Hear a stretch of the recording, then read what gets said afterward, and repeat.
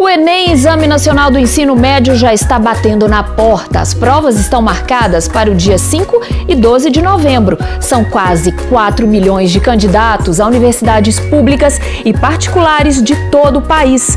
E como está a preparação dos estudantes? O desafio maior é o conteúdo ou a ansiedade? Esse ano, principalmente, está sendo muito tenso, porque a gente tem uma demanda de pensar no nosso futuro muito grande, então a ansiedade ela vem forte mesmo.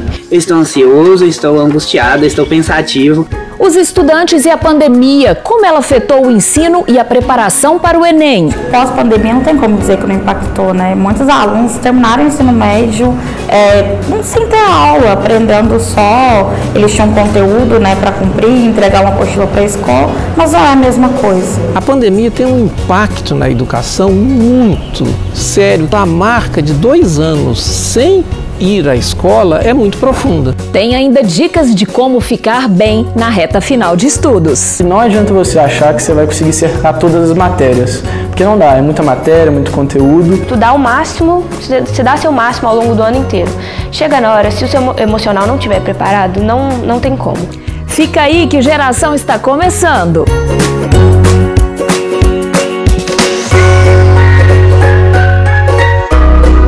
Começou a ser aplicado em 1998 para avaliar o desempenho dos estudantes no ensino médio. Hoje, 25 anos depois, tornou-se a maior porta de entrada para o ensino superior público e particular do Brasil. A prova do Enem é uma prova grande em termos de tamanho, quantidade de questões e em termos de amplitude, né? É um exame que é aplicado nacionalmente, acho que mundialmente não temos uma outra experiência parecida, né, num país tão grande como o Brasil. Historicamente, o Enem tem sido motivo de elogios por ser uma política tão ampla e tão bem aplicada e elaborada. Mas você sabe como é a estrutura da prova do Enem? A gente fez um resumo para você ver. Olha só. O Exame Nacional do Ensino Médio é uma prova anual. Neste ano será nos dias 5 e 12 de novembro. O Enem tem 180 questões objetivas e uma redação. As perguntas envolvem o conteúdo dos 3 anos do ensino médio e estão distribuídas em 4 áreas do conhecimento: linguagens, códigos e suas tecnologias, ciências humanas e suas tecnologias, matemática e suas tecnologias e ciências da natureza e suas tecnologias, além da redação dissertativa argumentativa. O Enem é uma ferramenta de acesso ao ensino superior. Ele é usado para entrar em universidades públicas e particulares, concorrer a bolsas e financiamentos do governo federal. Embora seja uma prova muito bem elaborada, há uma série de críticas. Muito conteúdo, muitas questões e pouco tempo. É quase preciso ter técnica para fazer a prova. O Enem me parece que tem uma dificuldade, por ser um exame nacional, de abarcar as particularidades de um país tão multifacetado quanto o Brasil, né? Então, um mesmo aluno da região norte responder questões parecidas com um aluno da região sul, isso me parece ser um aspecto preocupante, já que são realidades tão distintas. Porque o Enem tem muitas coisas que você vai para lá, você tem que ir calejado para entender qual questão que você pula, as questões que você tem que fazer, as que você não pode errar. Porque se você for pro Enem achando que você só entender a teoria vai dar certo, não vai. Você tem que fazer muitos exercícios, entender como a matéria é cobrada para aí sim conseguir ter um desempenho bom. Porque a prova, cada questão ela tem um determinado tempo que ele pode gastar nela. São 3 minutos e 11 segundos, uma coisa assim. Entendeu? Então ele tem que estar atento ao tempo. Se não responder, vai para a questão seguinte. Porque se ele ficar muito tempo na questão, ele não termina a prova. Eu já vi muita gente falando sobre isso, que o Enem é mais que uma prova de conteúdo, ele também é uma prova de resistência. Então você tem que saber lidar com essa prova. Grande parte dos candidatos ao Enem deste ano passaram um período de estudos online devido à pandemia de Covid-19. As consequências para a educação foram enormes e podem ter reflexos agora com os alunos que estão concluindo o ensino médio. A pandemia tem um impacto na educação muito sério. A marca de 2 anos sem ir à escola é muito profunda. Os estudantes que estão chegando agora no Enem, eles ficaram sem poder ter contato com os seus professores, principalmente no primeiro ano do ensino médio. Há sim uma influência, é que as diferenças sociais elas ficam mais fortes. quem tinha mais proteção da família conseguiu sobreviver melhor. Os sistemas privados criaram formas de atendimento para os seus estudantes impressionante, rápido e em vários momentos com muita qualidade. Os sistemas públicos tiveram mais dificuldade, eles também ofereceram. Essas diferenças vão acontecer agora, elas vão aparecer. A pandemia obrigou professores e alunos a ficarem em casa e se adaptarem a um novo modo de ensino remoto, as aulas online. Isso para quem estava em escolas mais estruturadas, que conseguiram montar um sistema de transmissão das aulas. Algumas escolas públicas ofereceram apenas apostilas para os alunos. Muito desafiador para a educação brasileira. A pandemia foi horrível, porque por mais que a gente os alunos do Bernoulli estivessem numa posição mais privilegiada de ter aulas online, os professores, aulas todos os dias, o conjunto não te ajudava, você tá em casa ali tendo que estudar e não dá. Peguei o segundo ano todo, pandemia, e metade do terceiro, do ensino médio. E assim, eu não sou uma pessoa que tem muita dificuldade quando muda de presencial para online. O problema é que quando sua casa vira o seu lugar de estudo, parece que você tá 100% dentro daquilo. E eu senti muita falta de ter tempo de lazer dentro da minha própria casa. E eu acho que isso foi definidor, assim, no meu primeiro ano de Enem, valendo, que foi o terceiro ano, porque acabava que eu ficava muito focado no estudo e minha casa, que além de ser um lugar de estudo, tem que ser um lugar de descanso, não tinha isso, entendeu? Que devido à pandemia, não consegui aprender efetivamente, então desgastou um pouquinho a minha rotina.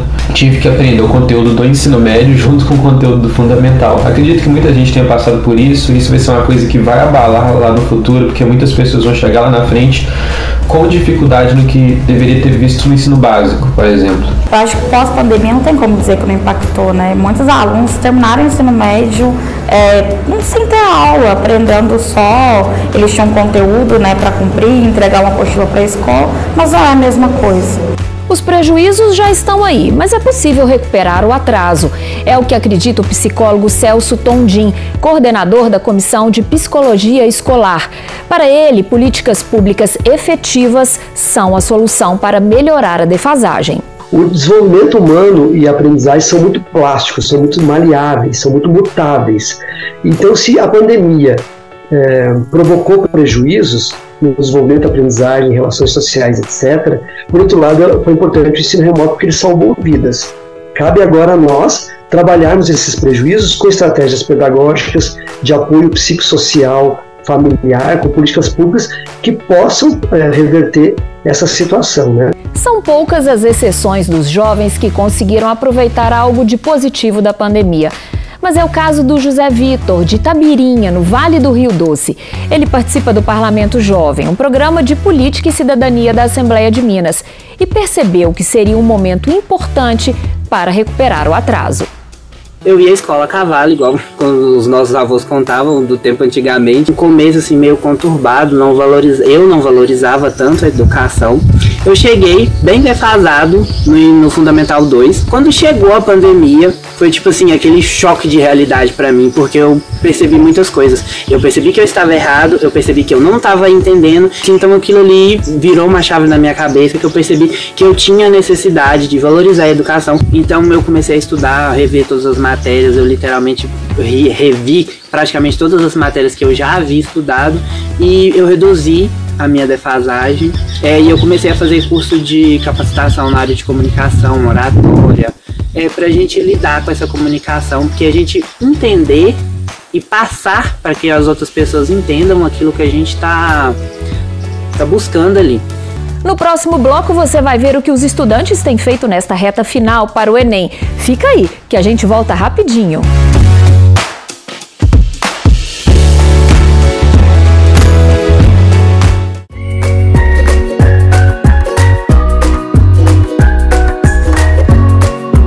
Principal forma de acesso ao ensino superior no Brasil, o Enem recebeu 3.933.970 inscrições para a próxima edição. Houve um crescimento de 13,1% em relação ao ano passado. Apesar da melhora, o Enem ainda está longe de se aproximar do gigante alcance que tinha no período de 2014 a 2016, quando atingia mais de 8 milhões de alunos. Mas havia, durante alguns anos, a ideia de que o ensino superior brasileiro precisava se abrir para outros grupos que até então não estavam no ensino superior. Então muita gente voltou, usou a oportunidade que tinha naquela época de acessar vagas, muitas nas universidades federais, depois das cotas, mas também muitas nas universidades privadas, depois do ProUni. Esse tempo, de certa forma, passou. Então hoje nós temos um número menor de estudantes porque o estudante está vendo que fazer o Enem não garante uma vida melhor para si. Ele tem toda a dificuldade de encontrar a universidade e sobreviver ao tempo da universidade. É um momento de transição. O Enem já está batendo na porta. A prova tem uma importância para os jovens que vai além das notas e dos números, refletindo tanto em aspectos práticos quanto psicológicos de suas vidas. E como eles estão?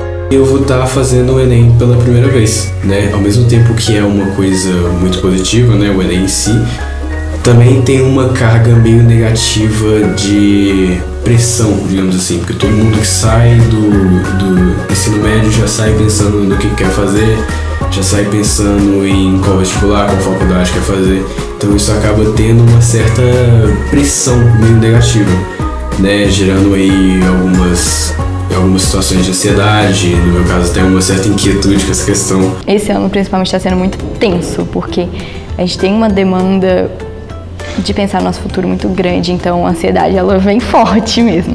Eu estou ansioso, estou angustiado, estou pensativo, porque eu escolhi a minha profissão, a carreira que eu quero seguir, mas a gente fica muito pensativo na questão do mercado de trabalho e também a gente pensa muito como vai ser a nossa vida, se a gente tem capacidade. Existe jeito de lidar com essa pressão? Claro que sim.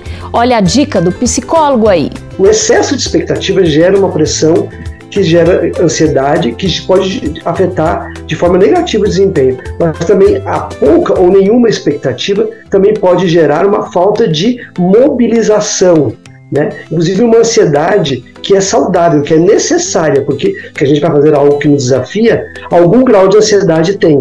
Uma etapa importante da prova é a redação. Professores e alunos têm dicas para fazer o melhor possível. Olha, a gente diz que a redação é a única, né, é o único conteúdo do Enem que o aluno pode tirar 1000, porque todas as outras é muito difícil, por conta da trilha e uma série de variáveis. Então, saber redação é muito importante. Eu acho que são dois principais aspectos. Um, conhecer a estrutura, o que é o texto dissertativo e argumentativo que o Enem exige, e ter muito conhecimento aí, muito repertório sociocultural para aplicar nessa redação. Então, conhecer a estrutura, conhecer as competências, estudar cada uma delas ajuda muito. E, para além disso, ter um repertório sociocultural muito bom para conseguir desenvolver sobre qualquer temática. Qual é o perfil desse aluno que tira as maiores notas, que consegue os melhores desempenhos? Basicamente, o que a gente percebe, primeiro, é esse aluno que tem uma organização dos estudos, não só da redação, de todas as matérias, mas é um aluno que se mantém extremamente organizado, com uma rotina ao longo do ano. É um aluno, aí no caso da redação, ele tem a leitura como hábito incorporado em sua vida, então ele lê não porque isso pode cair no Enem, mas isso já é parte da vida dele. Então ele é um aluno que ele tem um repertório grande de informações, é um aluno que sabe falar com propriedade sobre temas contemporâneos. Eu leio muito livro, eu assisto muito filme, eu vejo muita série, e eu vejo que isso faz muita diferença na hora de fazer redação, porque às vezes você vê um tema ali que você não consegue achar, sei lá, um dado ou talvez um conceito, e aí quando você vê, nossa, mas esse filme trata de uma parte ou um livro que fala sobre isso, e aí dá um fundamento muito bom para a redação. Quer mais dicas? O YouTube tem professores que podem ajudar em momentos de estudos. Nós separamos alguns que têm grande audiência na rede.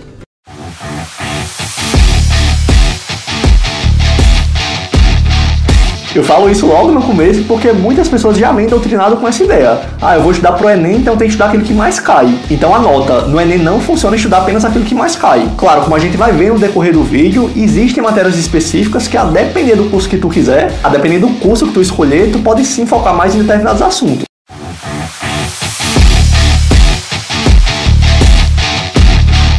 Vamos falar primeiro o que foi o Renascimento. Renascimento. Pessoal, o Renascimento foi um movimento de renovação cultural que começou na Itália e se espalhou pela Europa e aconteceu entre os séculos 14 e 16. O Renascimento não foi só em relação às artes, mudou também a ciência, a filosofia e foi fundamental para a formação do mundo moderno.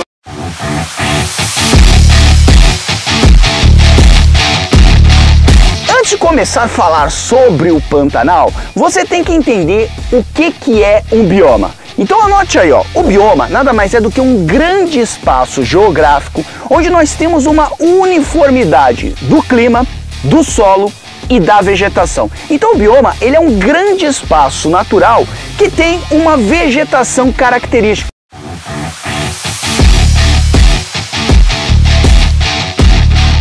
Quando eu falo de linguagem formal, é a linguagem padrão, aquela que você aprende na escola. Ou seja, toda a gramática organizadinha, bonitinha, essa é a linguagem formal, certo? E, obviamente, a linguagem formal ela vai ser utilizada em algumas situações da nossa vida, não são em todos os momentos, tá? Então você vai dar uma palestra em Harvard, aí você usa a linguagem formal, porque você está falando lá no lugar em que aquela situação exige isso de você.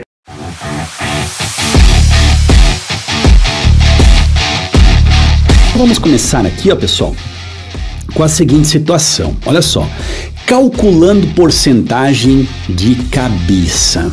Gente, olha só, eu coloquei aqui 8 cálculos rapidinhos aqui pra gente fazer, pra você entender a técnica e a gente já partir para as questões, tá?